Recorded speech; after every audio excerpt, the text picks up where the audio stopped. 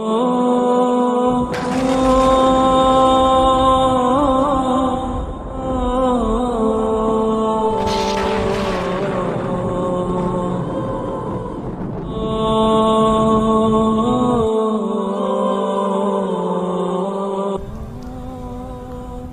satu bentuk ketakwaan kita kepada Allah Subhanahu wa ta'ala adalah mengimani, meyakini dengan sebenar-benarnya semua firman Allah Subhanahu wa ta'ala tanpa kita pilih-pilih, tanpa ada tebang pilih. Yang enak kita ambil, kita percaya. Yang gak enak kita buang dan kita tinggalkan. Nauzubillah min zalik. Ketakwaan kita sebagai hamba Allah Subhanahu wa ta'ala dan keimanan kita juga diuji dengan peristiwa yang sudah lebih dari 1442 tahun yang lalu terjadi ketika baginda Rasulullah sallallahu alaihi wasallam berdakwah di Makkah, yaitu peristiwa Isra dan Mi'raj Nabi kita Muhammad sallallahu alaihi wasallam.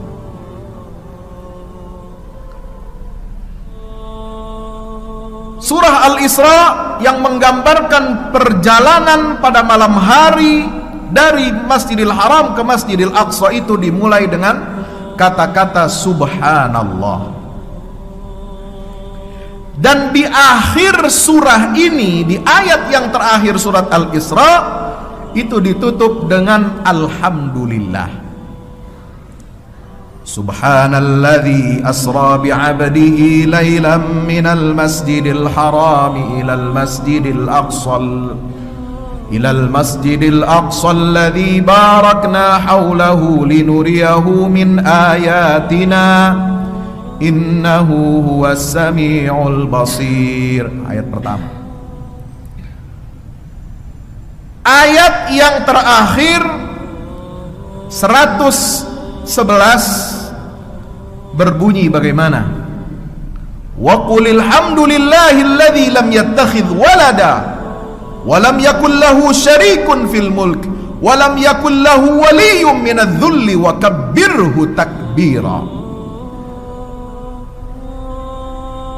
Sepengamatan saya, surat ini dalam Al-Quran sangat unik, diawali dan diakhiri dengan 3 kalimat yang sangat agung. Tasbih, hamdalah, wa qulil hamdulillah. Kemudian ada perintah dari Allah, wa kabbirhu takbira, untuk kita bertakbir. Allahu Masyarul muslimin yang dirahmati Allah. Kecintaan Rasulullah sallallahu alaihi wasallam kepada Baitul Maqdis bukan kecintaan biasa. Kalau beliau merindukan Masjidil Haram, beliau merindukan kota suci Makkah setelah beliau hijrah ke Madinah, itu adalah kecintaan naluriah dan fitrah bawaan.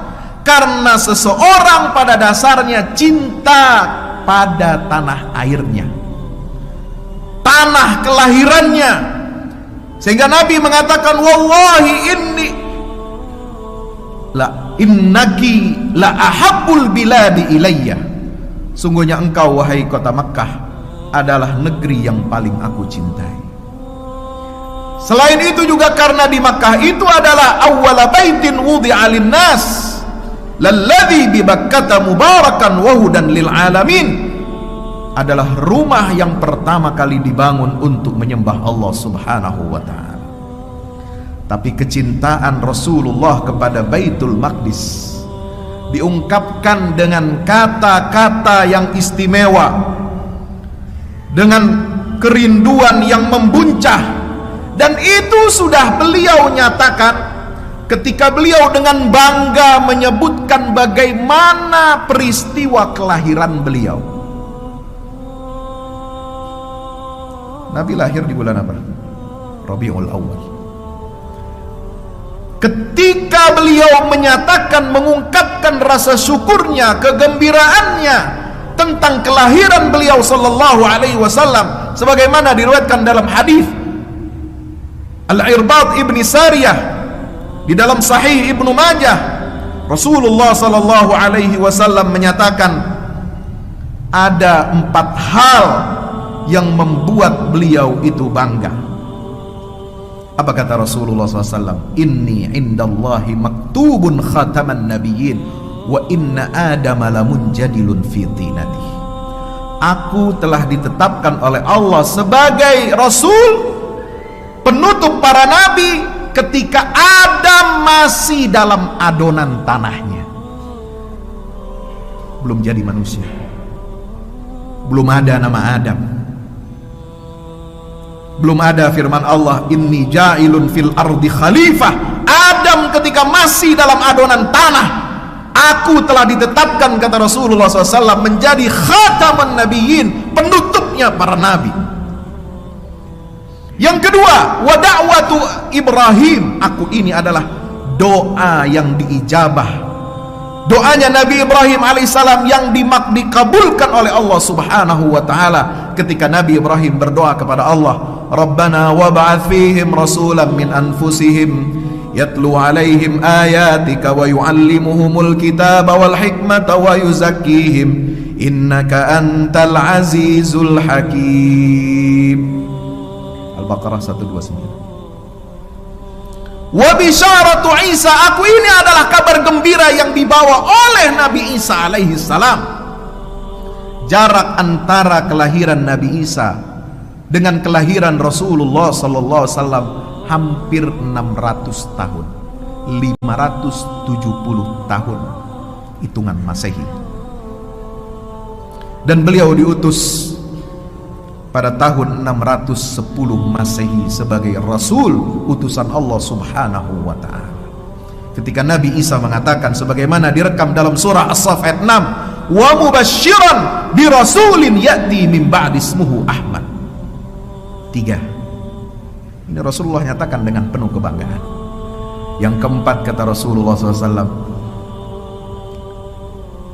wa inni ru'ya ummil lati ra'atni hina wada'atni annahu kharaja laha nurun adha'a lahu minha qusurus syam. Aku ini adalah mimpi, penglihatan ibuku ketika ibu saya melahirkan saya. Kata Nabi SAW di malam maulidnya Rasulullah SAW, beliau mengatakan ketika ibu saya melahirkanku, beliau melihat keluar dari rahimnya bersama dengan keluarnya aku dari perut ibuku itu. Beliau melihat ada cahaya yang terang benderang yang menyinari sehingga terlihatlah istana-istana di negeri Syam. Ini nubuat Rasulullah SAW, bahwa Baitul Maqdis, pusat negeri Syam, Masjidil Aqsa, sejak beliau lahir ditakdirkan untuk beliau diperjalankan dalam peristiwa Isra dan Mi'rajnya Nabi kita Muhammad sallallahu alaihi wasallam. Ma'asyiral muslimin yang dimuliakan oleh Allah subhanahu wa ta'ala, maka Rasulullah SAW mengikat 3 masjid,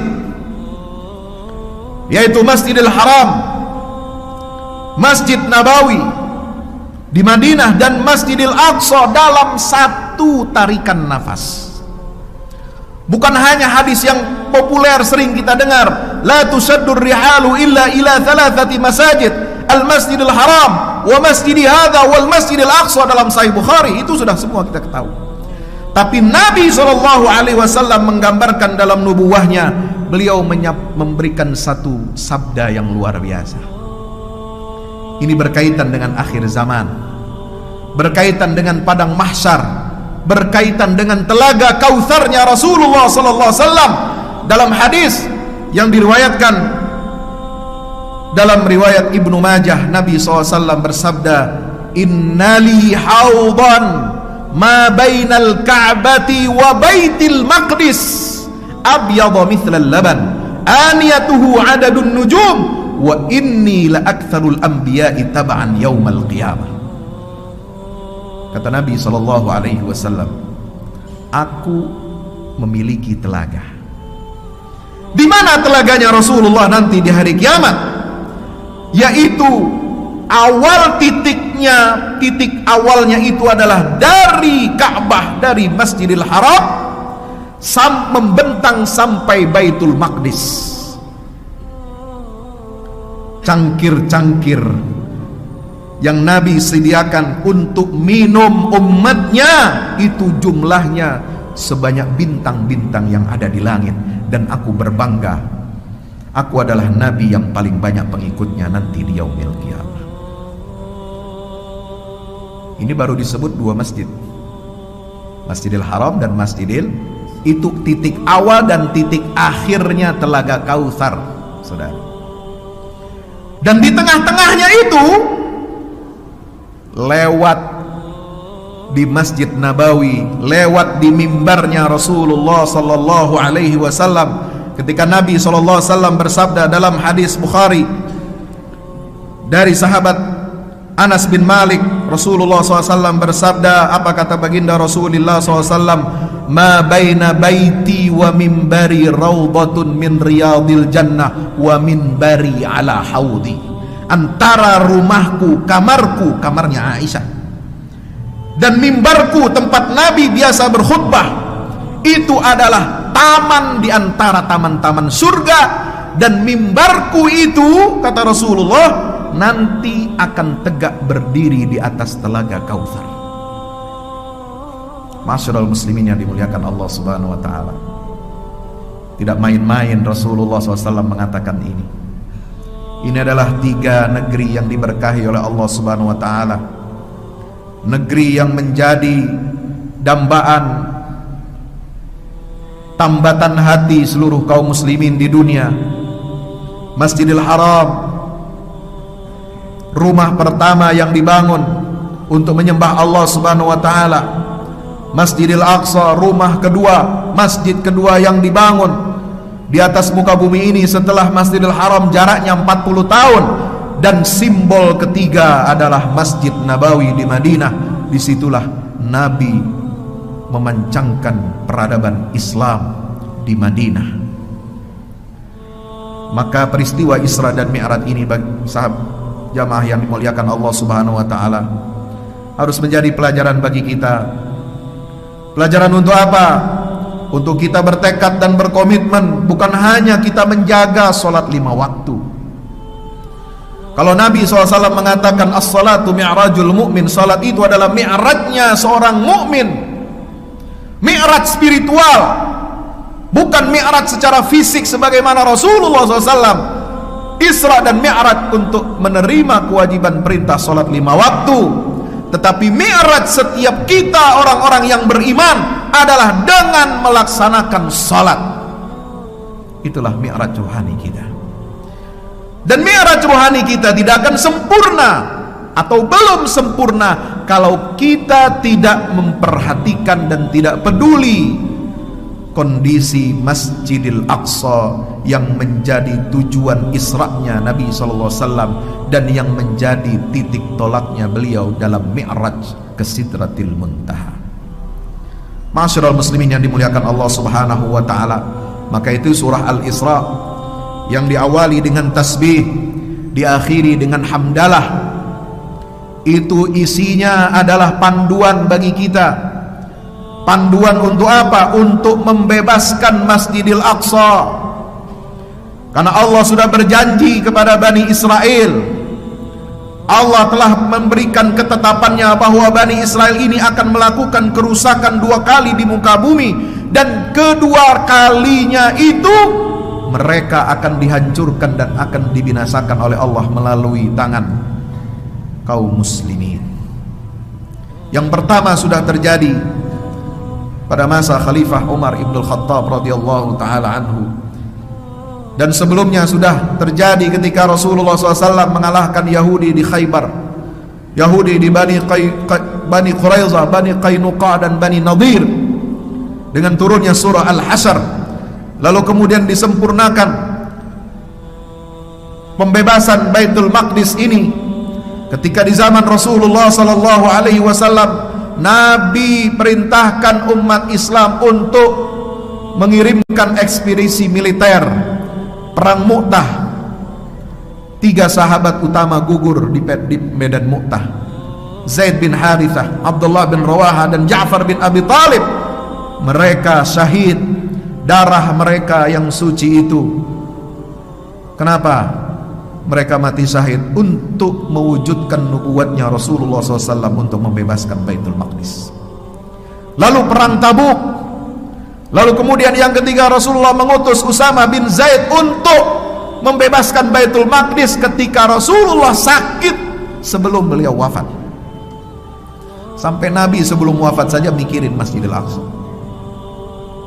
Bagaimana ini masjid harus dibebaskan dari tirani bangsa Romawi. Kalau kita umat Islam ini tidak peduli kepada keadaan dan kondisi memilukan yang menimpa kiblat pertama kaum muslimin, yang menimpa Masra Rasulullah sallallahu alaihi wasallam, dan titik awal mi'rajnya Nabi ke Sidratil Muntaha untuk menerima kewajiban salat 5 waktu, berarti kita belum sempurna salat kita. Kalau tidak ada sedetik pun, kalau tidak ada niat sedikit pun bagi kita untuk berkontribusi membebaskan dan memerdekakan Masjidil Aqsa, Masyaallah muslimin dirahmati Allah, maka kita harus menjadi generasi yang disampaikan oleh Allah dalam Al-Quranul Karim, uli ba'sin syadid. Inilah generasi yang akan membebaskan Baitul Maqdis. Inilah generasi yang dahulu diwujudkan oleh Rasulullah SAW, diwujudkan oleh Khalifah Umar ibn Khattab. Generasi yang memiliki kekuatan yang dahsyat, kekuatan akidah yang pertama. Ini syaratnya. Maka dalam surat Al-Isra itu ada panduan akidah, iman kepada Al-Quranul Karim. Yang kedua, memiliki kekuatan akhlak, kekuatan ubudiyah, sebagaimana Allah Subhanahu wa taala dalam surat Al-Isra ini menekankan pentingnya kita untuk memenuhi kewajiban-kewajiban kita, mulai dari berbakti kepada kedua orang tua, berderma kepada kerabat, kepada fakir miskin, kemudian larangan memakan harta anak yatim, kemudian perintah kita untuk berakhlakul karimah dari ayat 23 sampai ayat 38 surah Al-Isra. Masyarul muslimin dirahmati Allah Subhanahu wa taala. Lalu kemudian yang ketiga, generasi uli ba'sin syadid ini yang harus kita wujudkan dalam diri kita masing-masing adalah kita memperbanyak ubudiyah kita kepada Allah Subhanahu wa taala, karena Allah menekankan aqimis sholata lidulukis syams wa minal laili fatahajjat bihi nafilatan lak. Tidak ada kekuatan spiritual yang tidak dimulai dari sholat 5 waktu dan sholat tahajud. Ini kunci kita untuk meraih kemenangan, insya Allah. Dan yang terakhir, jamaah yang dirahmati Allah Subhanahu wa taala, ciri generasi uli ba'sin syadid yang akan membebaskan Masjidil Aqsa itu adalah mereka hamba-hamba Allah yang tidak terpedaya oleh godaan-godaan iblis laknatullah. Bisa kita baca ayat-ayat ini di dalam surah Al-Isra mulai dari ayat 61 sampai 65. Mudah-mudahan Allah Subhanahu wa taala berikan kita kekuatan iman, kekuatan Islam, istiqamah kita dalam beragama, istiqamah kita dalam menjalankan syariat Allah, istiqamah kita dalam amar ma'ruf dan nahi mungkar, sehingga kita menjadi khairu ummah yang didambakan oleh baginda Rasulullah sallallahu alaihi wasallam, dan beliau akan memberikan air dari telaga Kautsar yang mana kata Nabi SAW, kalau kita minum dari situ kita tidak akan merasa kehausan selama-lamanya di yaumil qiyamah. Barakallahu li wa lakum fil Qur'anil azim wa nafa'ani wa iyyakum bima fihi minal ayati wa dzikril hakim. أقول قولي هذا فاستغفروا إنه هو الغفور الرحيم. الحمد لله وحده صدق وعده ونصر عبده وأعز جنده وهزم الأحزاب وحده. أشهد أن لا إله إلا الله وأشهد أن محمدا عبده ورسوله لا نبي بعده. اللهم صل وسلم وبارك على حبيبنا وشفيعنا وقرة أعيننا محمد وعلى آله وأصحابه الطيبين الطاهرين وعلى أمهات المؤمنين وعلى ذريته إلى يوم الدين. أما بعد فيا عباد الله اتقوا الله حق تقاته ولا تموتن إلا وأنتم مسلمون. اعلموا أن الله أمركم بأمر بدأ فيه بنفسه وثنى بملائكة المسبحة بقدسه، فقال تعالى مخبرا وآمرا إن الله وملائكته يصلون على النبي يا أيها الذين آمنوا صلوا عليه وسلموا تسليما. اللهم صل وسلم وبارك على سيدنا محمد في الأولين والآخرين، وصل وسلم على سيدنا محمد في النبيين، وصل وسلم على سيدنا محمد حتى ترث الأرض ومن عليها وأنت خير الوارثين. اللهم اغفر للمسلمين والمسلمات والمؤمنين والمؤمنات الأحياء منهم والأموات إنك سميع قريب مجيب الدعوات. اللهم انصر الإسلام وعز المسلمين وعلي بفضلك كلمة الحق إلى يوم الدين. اللهم انصر من نصر الدين واخذل من خذل المسلمين. اللهم فك المسجد الأقصى من أيدي الصهاينة المغتصبين. اللهم طهر المسجد الأقصى وسائر مساجد المسلمين من بطش الجبارين ومن الطغاة الظالمين برحمتك يا أرحم الراحمين. اللهم أعنا على ذكرك وشكرك وحسن عبادتك. ربنا عليك توكلنا وإليك أنبنا وإليك المصير. ربنا ظلمنا أنفسنا وإن لم تغفر لنا وترحمنا لنكونن من الخاسرين. ربنا آتنا في الدنيا حسنة وفي الآخرة حسنة وقنا عذاب النار. وصلى الله على نبينا محمد وعلى آله وصحبه وبارك وسلم والحمد لله رب العالمين. وأقم الصلاة.